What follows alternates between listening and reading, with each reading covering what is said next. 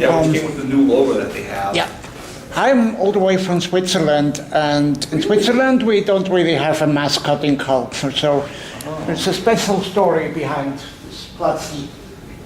Oh, is there? But in November 2006, I was vacationing in Florida and went to a Panthers game.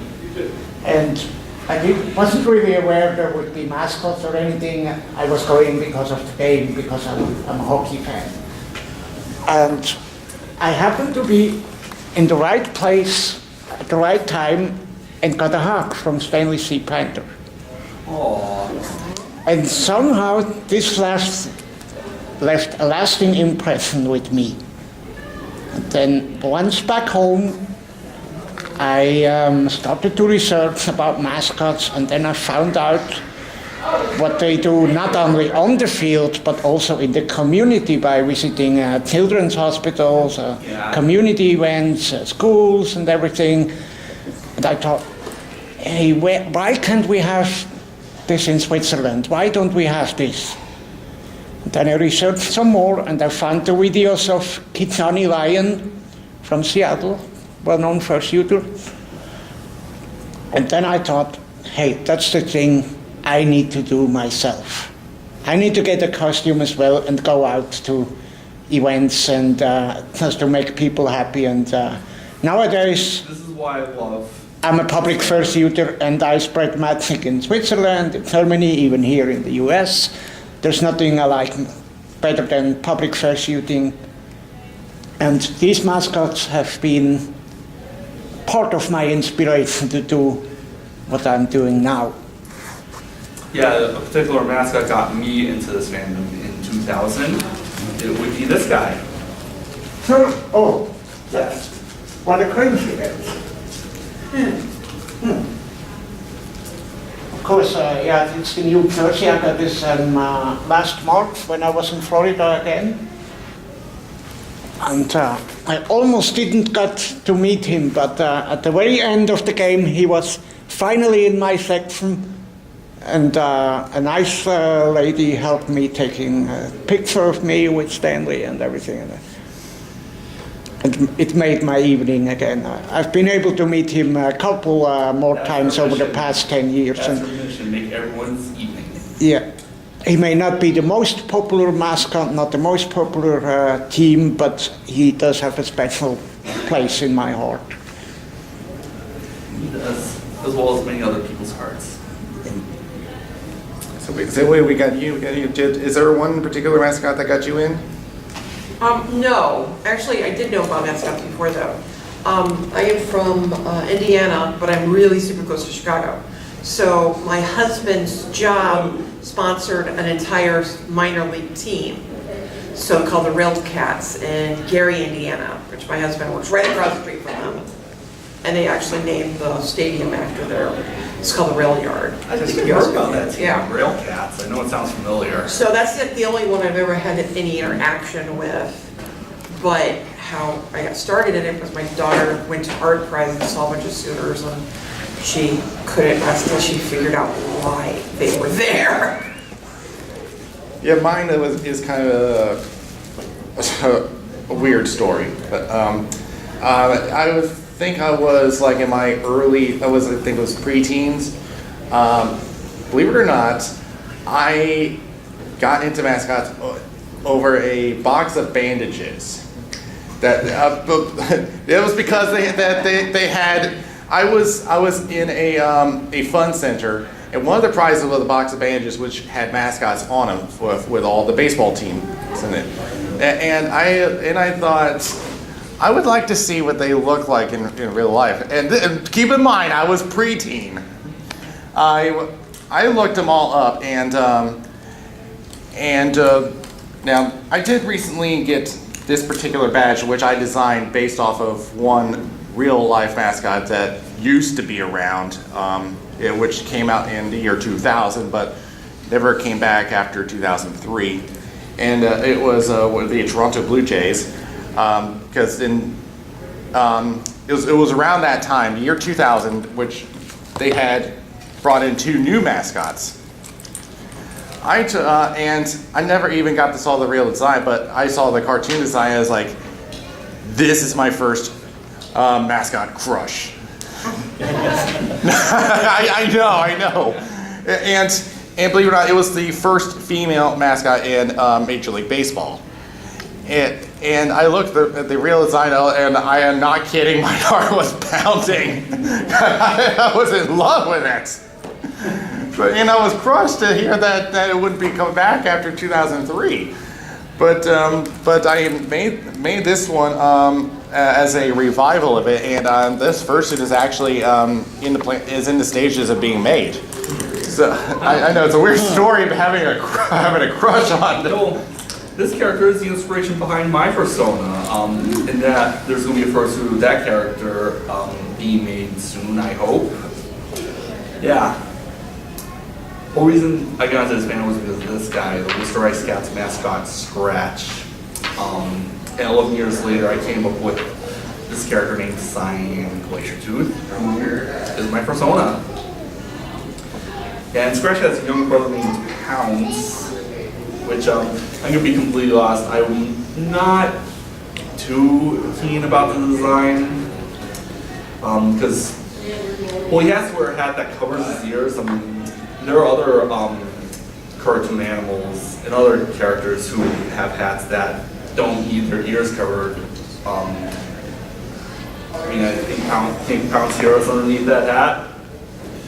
And I know there's one outfit he has a hockey jersey, but this outfit in particular, a Hawaiian shirt, he's supposed to be Scratch's younger brother and not Scratch's gay uncle who likes to play poker with his bar buddies. Other than that, it's not bad. Yeah, we had a few more people coming in. Maybe. Do you like the Fury stories you have? Bad one, but it's not a great story, to be honest. If you guys want to hear it, you guys want to hear that story. So when I was young, this guy took me to our kind of local baseball team, the Durham Bulls, and the only reason I was ever excited because I wasn't really into baseball or any sports at all. I like the mascot there, Wooly Bull,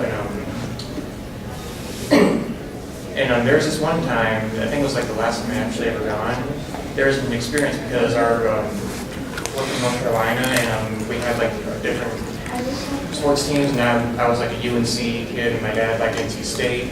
And the guy's Wooly Bull, he liked NC State, so I was wearing a UNC cap, and when I walked up to him, he was like, no, and then he held up like the Wolfpack sign, you know.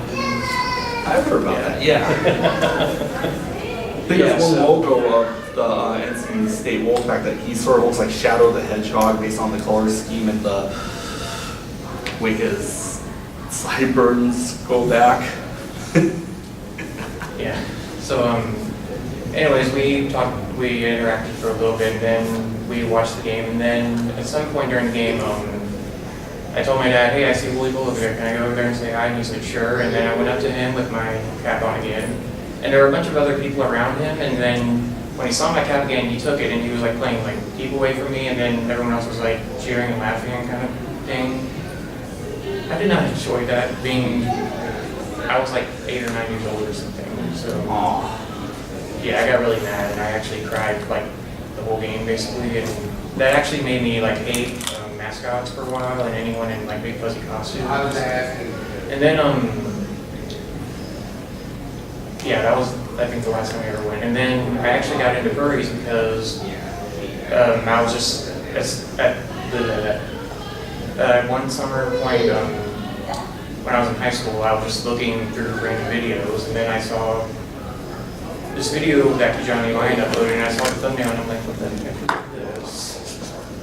And then I was like, so then I looked at it, and then I was like, okay, this is actually really cool. They're not doing this, they're doing this just to have fun, and they're doing it just to make people happy and stuff, and I thought that was cool, and that made me like it again. The interesting thing is he's now interested in mascots even after, I guess, that experience. Yeah, I probably would have, it was the same with me as a young child. I would have been scared of costume characters. Yeah, I can understand that. Yeah. I mean, they probably don't understand. They won't understand what these guys in costumes are doing.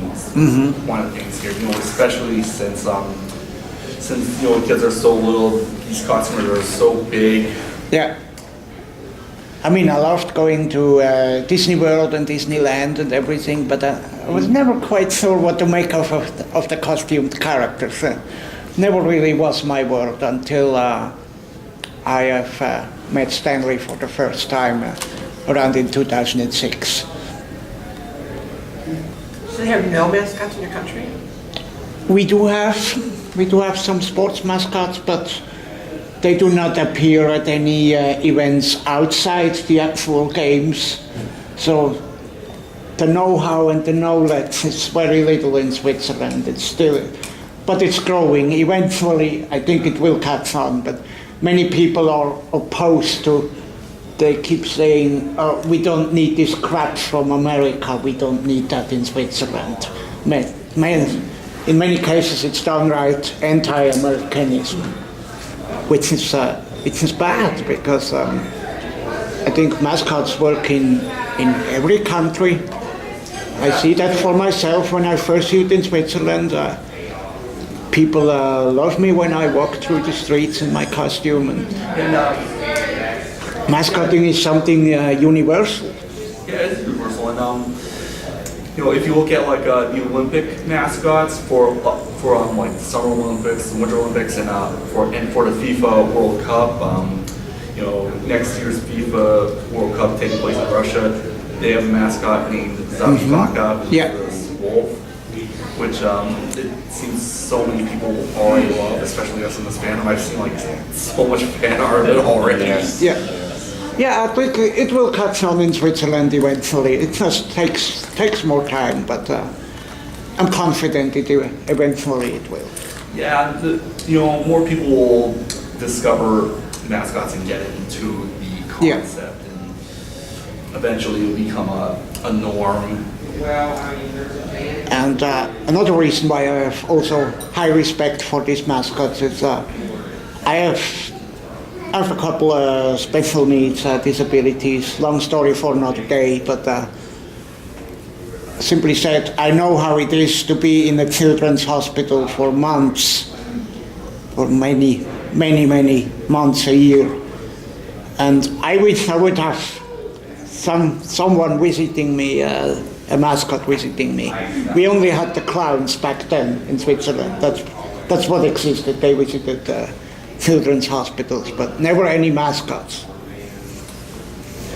So that's a great thing that is done over here, that these mascots go out to less privileged people, disabled children and everything. This is something that I really love about mascotting. The magic that you can spread. Again? Answer is in my chair. No, I'm with him. Oh, okay. I'd love to share something, and then I want to ask you a question. I grew up about 2 hours north of here, and as a child, I had surgery when I was like a year and a half, 2 years old, at Pittsburgh Children's Hospital, which is right down the road. And my dad bought me a University of Pittsburgh Panther stuffed animal, and that was what he gave me when I went through this really traumatic experience. And that was my favorite stuffed animal growing up. And so I had this really strong affinity to this sports mascot as like my favorite animal because it reminded me of like getting me through this really hard time. So it's kind of like what you were saying about mascots, isn't you? My dad kind of brought the mascot to me, but that was actually how I got really into sports mascots. And that was cool. But I had a quick question for you. You said you think that sports mascots are growing in popularity worldwide. When you were saying eventually they'll become the norm, why do you think that's the case? Like, I mean, it's obviously in America we obviously have a strong affinity for them, but why do you think around the world more people are adopting sports mascots? Well, it's simple. It's when I see the kids interacting with these mascots, pretty much all the children love it, and when the children love it, so do their parents, because the parents obviously love to see their kids act And I think the more interactions happen in Switzerland between mascots and kids, the more it will grow eventually. If I may, I want to put in a little more, pardon me, a cynical viewpoint. Here in America, I was contemplating on doing a video about comparing mascots with furries, and I think there's one big difference between the two in that these companies, no matter if they're sports mascots or they're corporate mascots, marketing. Mm-hmm. Yeah. Because these characters represent the company or the team. Sure. Yeah. Yes, they do. So that's pretty much a big thing because they use this as marketing to appeal to the younger audience. Yes, I get that. Yeah. And I would love to hear people just bring these out just because they bring happiness to. But with this being America, I'm sorry, but I know it's a cynical viewpoint of it, but with everything being like capitalism and everything, it's been more of a marketing standpoint. Yeah, we don't have a marketing team to boost our thing. All we have is CIS. But here in the US, almost every school has a mascot. Almost, yeah. Yeah. Yeah. That's what we don't have in Europe at all. No schools have mascot. No. Nothing. Yeah, although that could change in the future. I mean, if more people actually see mascots, whether it be online, whether maybe they'll think about starting up, bringing that concept to your home country and other countries that don't have it as often, if at all. You know, who knows? Yeah. I mean, there was a time here in America it wasn't too often, but probably because no one ever thought about using it too often, but look at it now. Like, there's an elementary school in my hometown that has a panther as a mascot named Fitzy, named after the school, the Fitzgerald Elementary School.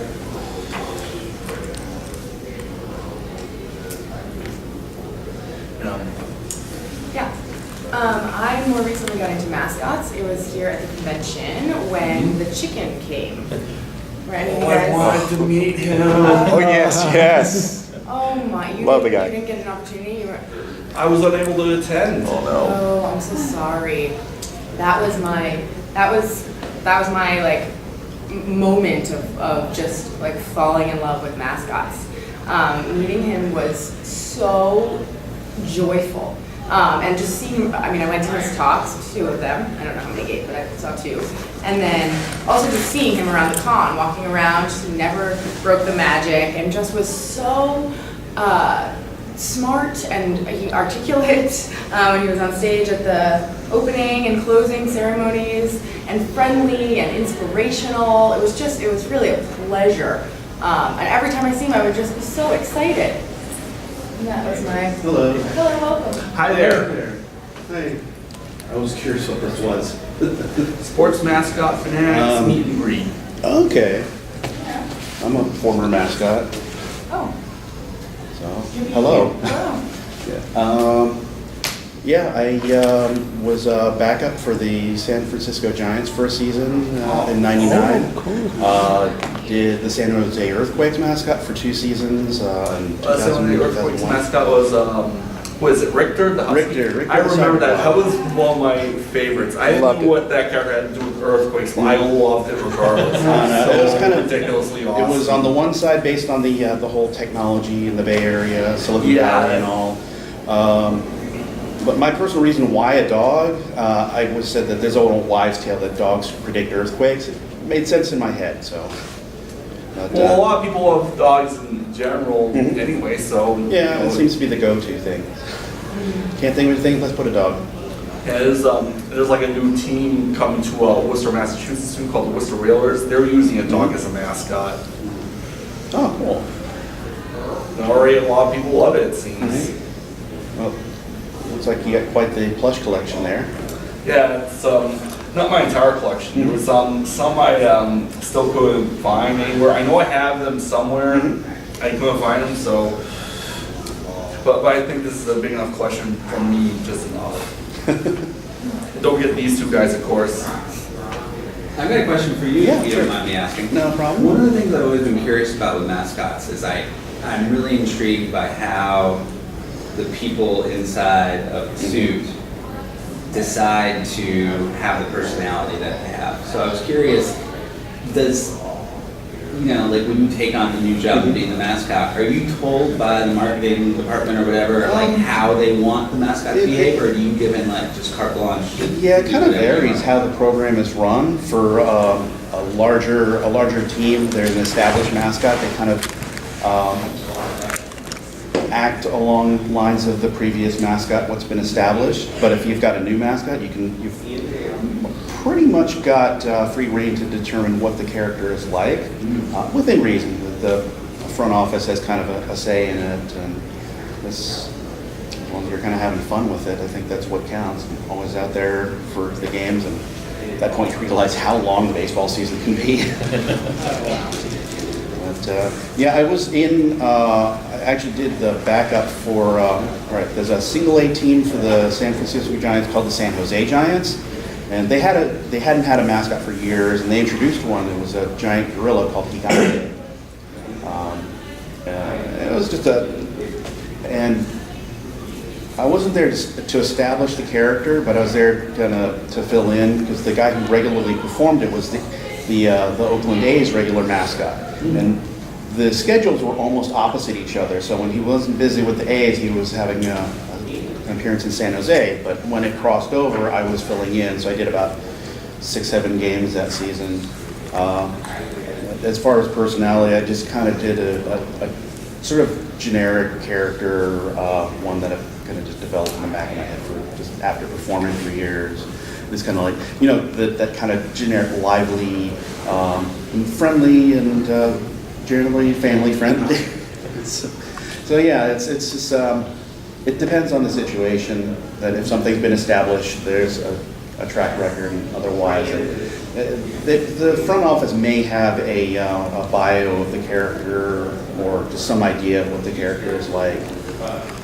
When I started with Richter, the cyber dog, he's got this sort of puppy face to him, but he's got this armor on him, so he's could have gone both ways of being the tough guy or just being more puppy friendly kind of thing. And I kind of did a hybrid of that he's like just out there romping around, wagging his tail, just fun puppy stuff.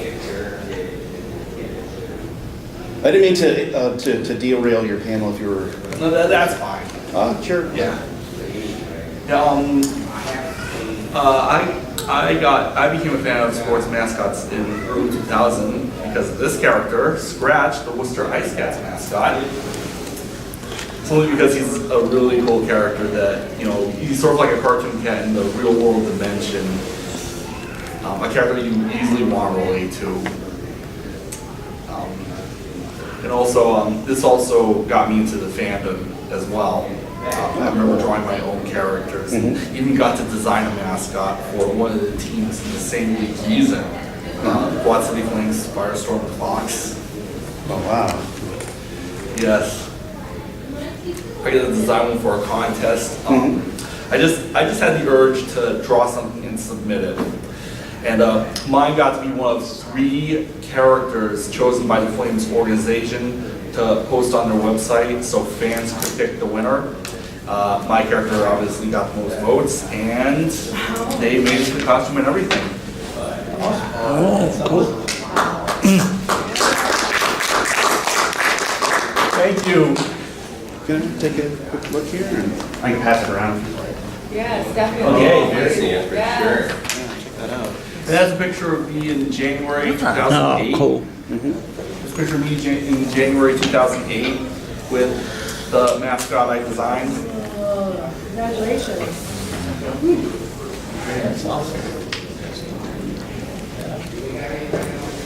Did you ever play him? Were you ever the mascot? Or? It never was, because this was a team out in Moline, Illinois, and I live in Massachusetts. Oh, okay. Yeah, just had the urge to submit something. And that's my collection. Where did you get your inspiration from for the design of the mascot? Sometimes I form ideas in my head prior to whether if they were to come up with the mascot themselves or if they were looking for input. You know, I play around with ideas. Have come in with Firestorm and Fox before they announced there was going to be a mascot contest, and I just went and submitted something. There's like a fan-made mascot that I have in my head for the AHL's Texas Stars because they do not have a mascot. They're the only team in the whole AHL who doesn't have one. And speaking of the AHL and mascots, I do have an announcement regarding that at the end of this panel, if anyone is interested. Yeah, you mentioned about the Texas Stars not having a mascot. Their parent team, the Dallas Stars, they recently got the Victor E. Green. Yeah, he's just kind of this Muppety-looking character. He's got hockey sticks for antlers. He kind of resembles the Utica Comets mascot, who's an alien, but has pucks at the tips of his antenna. Yeah, some of them get pretty creative, and definitely, yeah. And sometimes the fans like it, sometimes they don't. It's kind of up to the performer and the front office to really push the character, how far they want to push it. Curiosity question, you were a mascot. What was your background? I mean, so I've always assumed that mascots for minor league, major league teams probably came from college mascots or maybe theater backgrounds. I mean, yeah, it kind of varies. Like for example, in the basketball NBA, that a number of those mascots are from like a college gymnastics background because they do the acrobatic dunks and things. Some just come from. Some may also have like kind of a minor league team structure. That I know that the guy who's been doing Lucille for the Giants has for 17 years now. He was previously with Scranton Wilkes-Barre, the Red Barons, as the Grump. That he did that for a number of seasons. My personal background is I'd always loved mascots, and I wanted to be one, perform one, and I auditioned in college for the Florida Gators, but I didn't get it. Well, the whole system is a little on the rigged side. That a bit of nepotism there, a bit of college politics, and probably a good thing I didn't get it because I was totally not ready for that, and I probably would have flunked out. I almost did. That's another story. I also did perform for a roller hockey team in Anaheim. The Bullfrogs? Yes, the Bullfrogs. I think his name was. I actually remember Yeah? sports teams like those because they got like the notorious team names and logos with these wacky color schemes. Oh yeah. RHI. The 90s. Yeah, everything had to have like teal in it. Teal and purple. Yeah. Which speaking of, nowadays new sports teams are moving into these crazy new names that it just, I don't know, I don't know if I would call it like a Frankenstein's monster kind of name. Well, some more recent ones. We did, now this isn't as bad, but we recently had a minor league team come back to us in North Carolina, which they were formerly an Indians affiliate. They're now called the Down East Wood Ducks, which is a common kind of duck we have in the area. Now, it wasn't. Now, the name isn't bad, but with the list of names that we had, oh boy, we had names like the Rubber Ducks. Oh yeah, the rubber ducks. Now it's actually, that one was actually clever because at first I thought it was a stupid name, and then I went to Akron and I was like, oh, now I get it. Yeah, they make rubber in Akron. Yeah.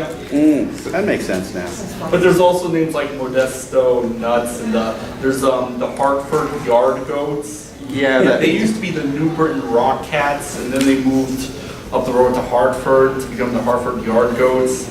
I mean, I understand what Yargo is. It's supposed to be a train, but how does the city of Hartford what does the city of Hartford have to do with trains in the first place? But I mean, the name is ridiculous, and not to mention the organization itself seems pretty crummy. I mean, they couldn't get their ballpark ready at all last season when they were supposed to have it ready. yeah, and just to name a couple of the ideas that we had for our new team down here, they were going to be named like the Carolina Shaggers because the Carolina Shag was down there. But probably the worst name that I have heard was the team might have been called Hogzilla. I was like, what? What kind of monstrosity is that? But there is actually one minor league team that has possibly one of the worst name that I have ever heard, and that's the New Orleans Baby Cakes. Oh, I remember that. I was like, what? Who wants to be named that? I'd heard some funny names in the past. Early in the early 1900s or late 1800s, there once was a baseball team called the Quincy Crybabies. That's real? Baby Cakes was bad. You know, there was been bad team names even back then.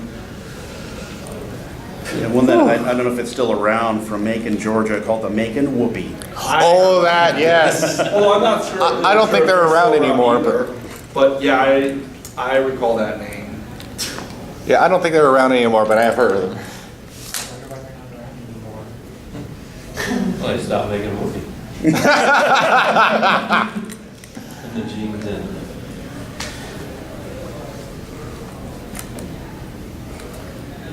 Okay, anyone else have anything to say? We still got 30 minutes. Yeah. Yeah, I don't know if anyone's curious about the collection I have here. Well, there is one other thing that I would like to bring up. Because I noticed one of your plushes on the far left. I believe that's Melvin of Lehigh Valley. Yes. Yeah. Those kinds of characters. They've been called. What is it? Puck-nosed Spadano. What's it? The Fanatic, or like we mentioned, Victor Green, which have they are just these big, fat-bellied, sort of Muppet-like characters, which don't really have some kind of species or whatever. It's pretty much whatever you could make it. The guy who created Melvin is the same guy who designed the Philly Fanatic. David Raymond? Huh? Is it David Raymond? I think that's his name. But yeah, this guy right here, Melvin, is a quote-unquote puck-nosed Plododdle. And it was like a puck-nosed Plododdle. Okay. Yeah. And when they were introducing the mascot 3 years ago, there was like some story behind it, like he was the last of his species. A species that long existed in the Lehigh Valley a long time ago and was thought to be extinct. And then they opened this bank vault of some sort to discover he was hiding and living in there that whole time. And so yeah, he's, as far as we know, the last of his species. Don't go extinct on us. Yeah, they come up with some interesting stories behind mascots to kind of explain emergence. Now these two guys here. Oh yes, Red Sox. Well, yeah, the two Boston Red Sox mascots.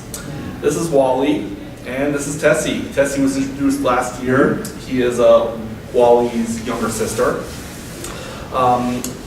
They came up with the idea of a green monster for the mascot because at Fenway Park, where the Red Sox play, they have this big green wall with a scoreboard at the bottom, along with all the sponsors and out-of-town scores. And it's been given the euphemism, a green monster. When someone says hit one over the green monster, that means hit a home run. And this led to the idea of Wally, the green monster, because he's named after that big green wall. Now, last year they introduced Wally's younger sister, Tessie, which was named after a song by the Dropkick Murphys. You know, which is a song about this really loyal fan for the Sox. Oh, nice. I wonder where the name came from.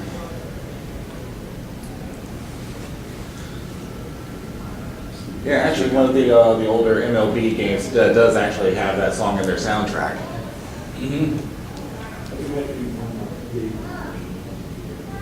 Who's the beige one in the middle and far back? This one? Yeah. This is Derek, the Oklahoma City Barons mascot. Oh, okay. He is a mountain lion, and I got a backpack version of him because I wanted to nice. get this. I just want to get it so bad. I love this So character. cute. With my persona being a lion, I love all the big cat mascots. So I love This is big so cats cute. too. You're the reason. You're to blame. I got other big cats. Storm, the Sound Tiger, Bridgeport Sound Tigers in Oh, yeah. Bridgeport, Connecticut. oh, nice. Max, the Lion, Manchester Monarchs.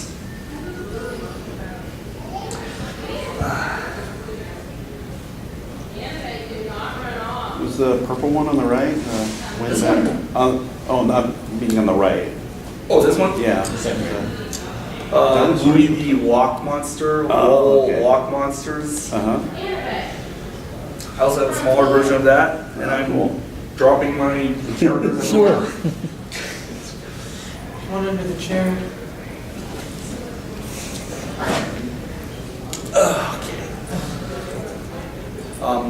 A version of Slide, the New England Revolution mascot, no jersey but a neckerchief. Oh, nice.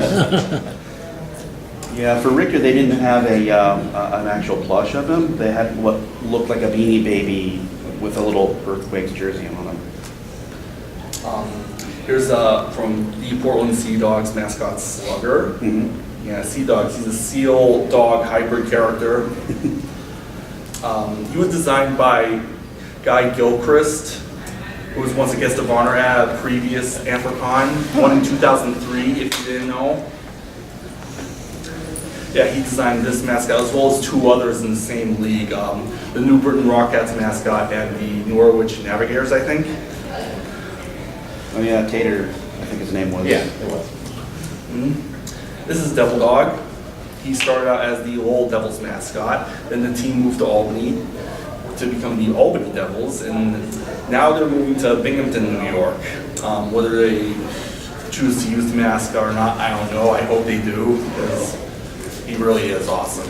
I love him.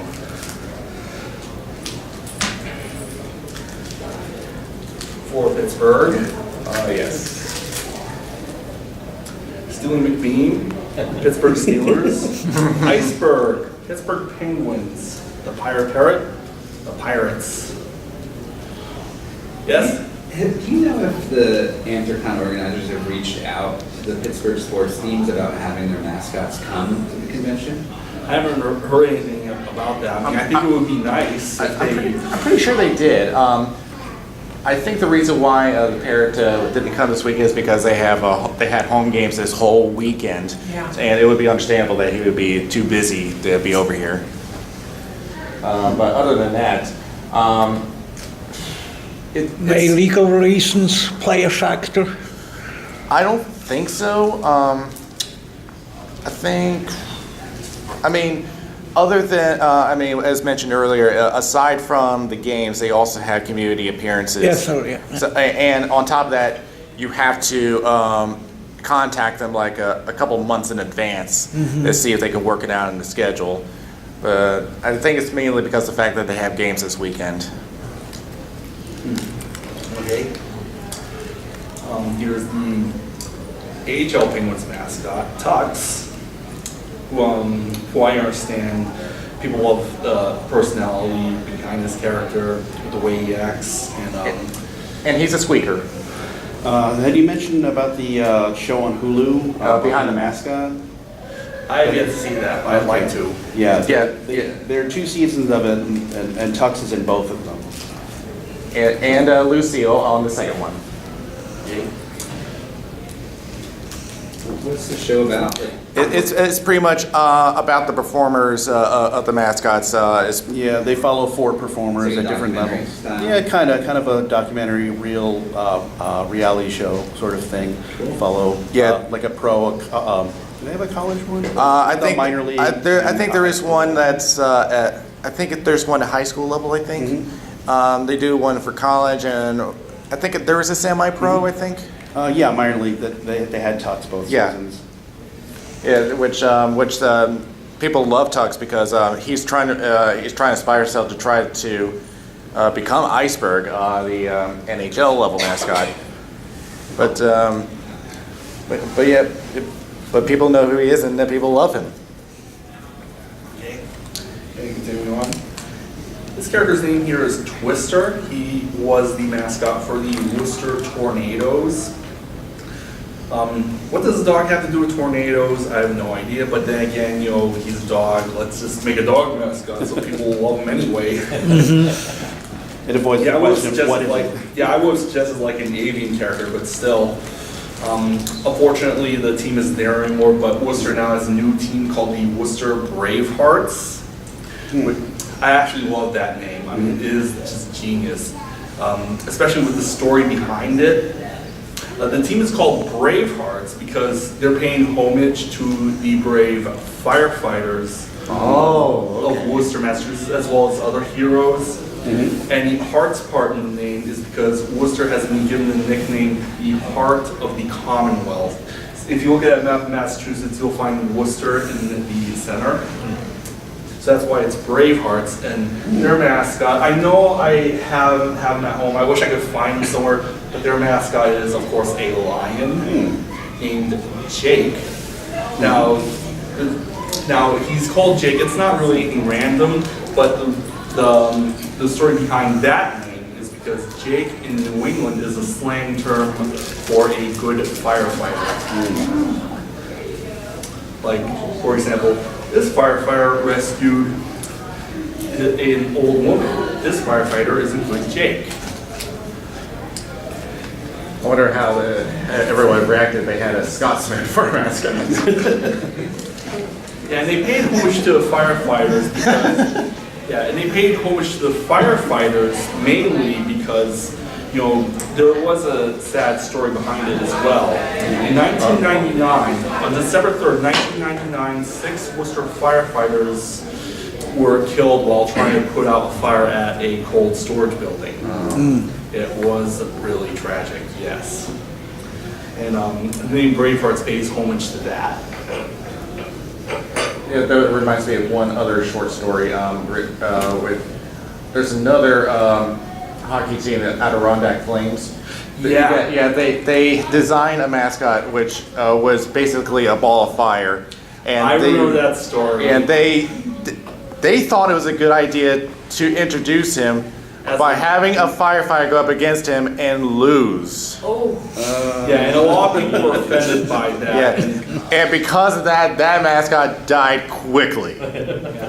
I just wasn't too crazy about the design in general. The design wasn't that good anyway. Yeah, and I heard they replaced him with a Dalmatian mascot named Dash months afterwards. Yeah. And now the Adirondack Flames, they were there for 1 year. They moved to Stockton to become the Stockton Heat now. Meanwhile, in Glens Falls, New York, they now have the Adirondack Thunder in the ECHL. Yeah, I don't know whose idea that was who thought that was a good idea. Well, I'm glad that, they took their feedback seriously and absolutely. Made an appropriate decision. I mean, maybe retiring the mascot was for the best. It was a stupid design anyway. Yeah. Moving right on. Another Worcester team, the Worcester Sharks, who played in Worcester from 2006 to 2015. This is Finns. Even though Worcester is not an ocean bordering city, they named them the Sharks anyway because their teams, minor league teams, are named after their major league affiliates. Like in Providence, they got the Providence Bruins. In Wilkes-Barre, they got the Wilkes-Barre-Scranton Penguins that I showed earlier. There's the Binghamton Senators, who are now moving to Belleville to become the Belleville Senators, Quad City Flames, and several other teams. Now moving right along, Philadelphia Phantoms, where the Phantoms started out in Philadelphia in 1996 up until 2009. Yeah, I think his name was what, Phil E. Phantom or something like that? Flex. Flex, that's right, that's right. Yeah, Flex. I was gonna say, didn't they have a mascot that was similar to Melvin? I'm not sure what you're talking about. I mean, if I remember correctly, there was a mascot for the Phantoms that had a similar design for Melvin. I think I know what you're talking about. Dax the Beaver. That's the one. Yeah, That's the one. The Adirondack Phantoms mascot after they retired Flex. They introduced Dax in the beginning of 2011. I remember first looking at it, kind of chuckled a bit. It reminded me of something you would see on Nickelodeon or something like that. But then it really grew to love him very quickly. I mean, sometimes first impressions, maybe at first they're not their cup of tea, but then you grow to love it. It happens with a lot of mascots that I first see, and then you grow to love them. It was kind of like that with Vince, for example. Not my cup of tea, but then you grow to like it. Sometimes you'll love it enough they'll become one of your favorites. You might even buy a plushie of one of these. Anyway, Springfield Falcons of the AHL, Screech, who last year moved to Tucson, Arizona to become the Tucson Roadrunners to replace the Falcons. They now have the Springfield Thunderbirds, and their mascot here is Boomer, the Thunderbird. Boston Bruins, Boston Celtics, Blades and Lucky, respectively. The Washington Stealth mascot, Armor the Fox. They are a National Lacrosse League team. This is when they played in Everett, Washington, not Washington D.C. Just to not to confuse you with which Washington it is. They now play in Langley, British Columbia as the Vancouver Stealth. Hartford Wolfpack, Sonar. His name is Sonar because the team name Wolfpack gets its name from a fleet of submarines in Groton, Connecticut, where in a certain attack formation, I must say, when they were in a certain attack formation, that's when they would call them the Wolfpack. And lastly, from Arena Football 2, Blitz the Wolf, Manchester Wolves, who originally started out as the Mohegan Wolves in Uncasville, Connecticut.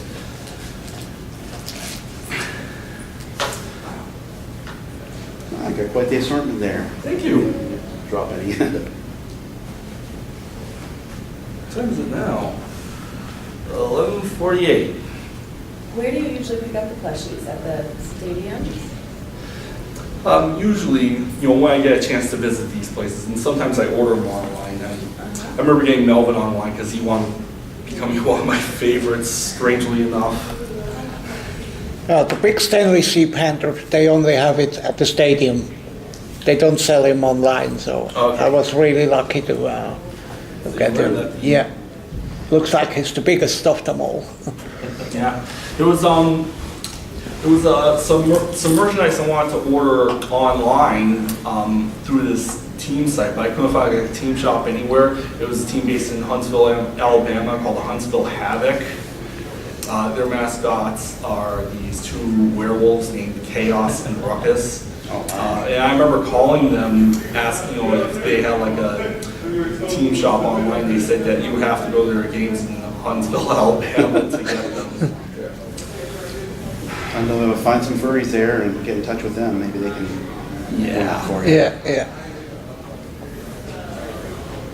So I think we've got like 12 minutes left. 11 now? Yes. I have a question for you, maybe you could comment too. I noticed that all of those mascots are professional. And I was curious, like, what people think about the difference between college or university mascots and professional mascots. Is there a reason you don't have any college mascots as part of your collection? I usually don't follow college sports too often. I mean, it kind of gets complicated with me. Not to mention there are certain rivalries that are a bit, over the top. I mean, I probably just never got into them too often. College sports in general. Yeah, I think the growth, your affiliation with the more college sports or from where you go to school or some school that's local to you, there's such a rotation in interesting types of mascots that appear in minor league and major league sports that I can see that being the big draw there. I think that a lot of like college mascots, they don't progress, they don't evolve the character because they're so ingrained with the alumni association. If they were to change a mascot, give it a makeover, that there's really a big backlash from the alumni. They want to see the mascot continue as it was when they were in school. Like just recently, they had Albert the alligator from the Florida Gators, who had the same look for 20-some years, and they gave him a bit of a makeover to look like the made-over logo. So, yeah, it's the college mascots don't evolve as much as I think as the pros do, unless it's something that's been around forever. Like, say, for example, the Calgary Flames have this white dog that Harvey. Yeah, Harvey the Hound. Yeah. He's had the same look for 20 plus years.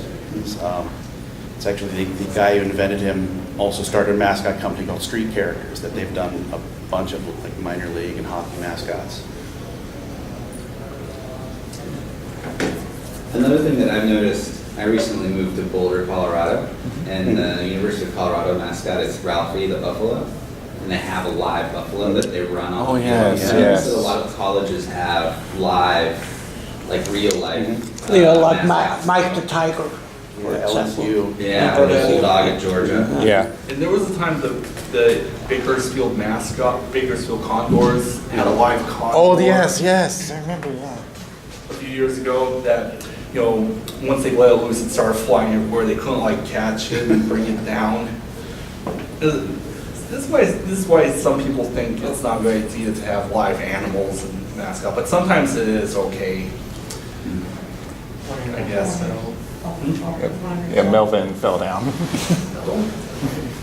Don't do this to me, Melvin. Don't go extinct. It actually looks like a fursuit I found.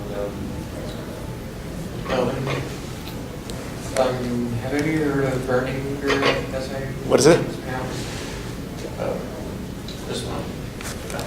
Let me see. Oh, I've seen that one, yeah. Yeah, when I first saw this, I thought it was a lot of too. When I first saw that, I thought it was Turn it. Oh. I've seen that guy before. Yeah, I see what you mean. Yeah.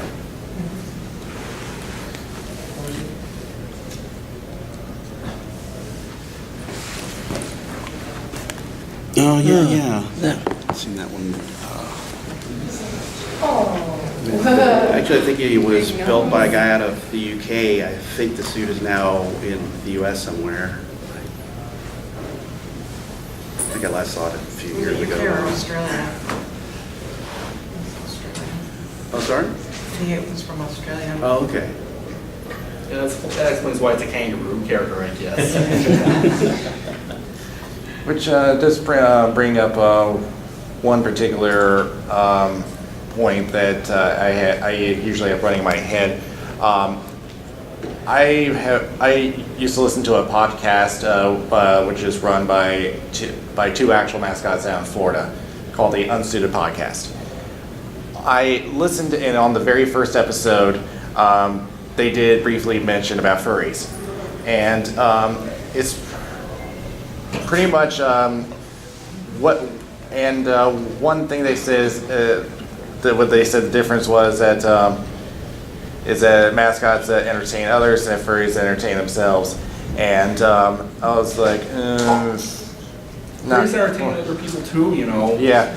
I mean, I always hear this stuff with mascots, the performers at least, have this dysfunctional relationship with furries. They don't like being around them. Oh, well, with us too, being mascot performers, that doesn't reflect on all of us, but yeah, it's just like the performers just, I mean, I understand where they're coming from,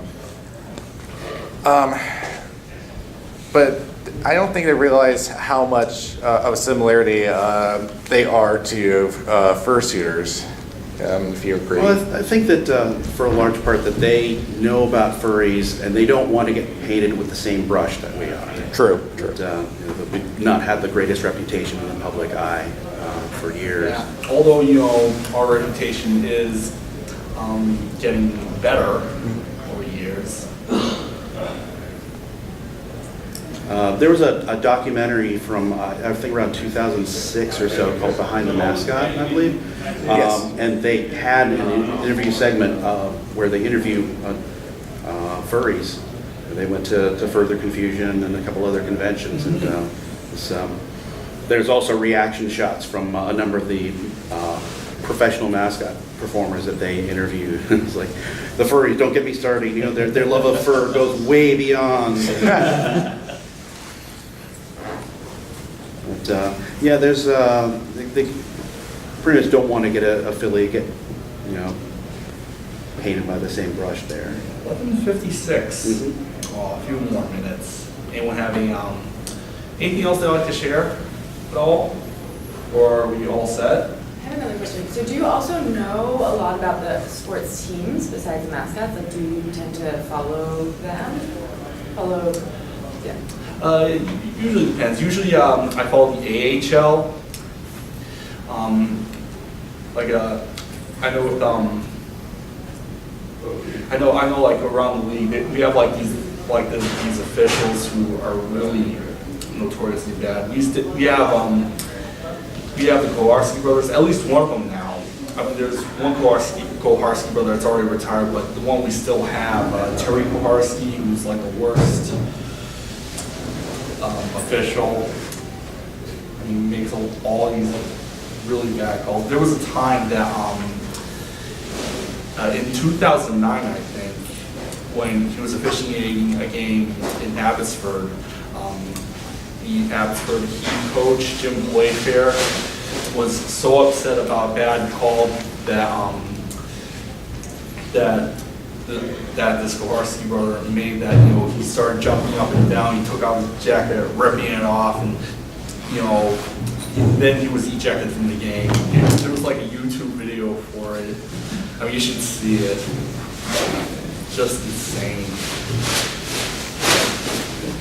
Okay, anything else? I think we should do this one quick story, which happened just this past month. Any of you know who Mr. Met is, of the New York Mets? Yeah. I think I heard something about him, you know, Yes, flipping the bird and then yes, the guy and it before he is. got fired. Well, from what I've heard, he isn't actually fired from the team. He's still allowed to work with them. He just can't work in costume. But I think it pretty much shows how much you need to have a professional, because they actually have a team of part-timers who actually play the character. And, you know, yeah, if you haven't seen the video yet, yes, some fan, I forgot what he said said to him, but yeah, he just turned around and just flipped the bird out, and social media blew up.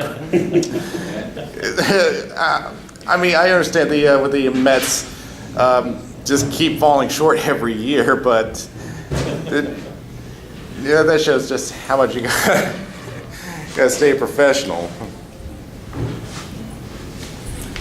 Anything else? What's the announcement about the AHL? Oh, yes, yeah. You had left us in suspense. Oh, There's a little bit, there's a project that I've been working on for the past few months, in case anyone's interested in hearing about this. I'm almost done with the project actually. I did fan art of I'm doing fan art of all the mascots of all the teams in the league. And I have a small portfolio of it already. Oh, nice. Something I wanted to do for quite a while, and I can't believe I'm almost done with it now. I think I have like 3 to go, provided I don't have to edit anything. Wow, nice. Oh, cool. So if you want to check it out, I have some cards to pass around. In case anyone's interested. Thank you. Thank you. Yeah. So you have the whole project online? Well, I don't have it online yet. I mean, I hope to post it soon. I'm likely to start posting the pictures starting August 1st. There'll be 1 picture per day throughout the month of August. Plus I get to finally reveal the fan-made mascot for the Texas Stars. And yeah, again, they're the only team in the league that don't have a mascot, so I'm coming up with my own character to fill in that void. I want to thank you all for coming. Thank you. Thank you. Thank you all for joining the rest of the time.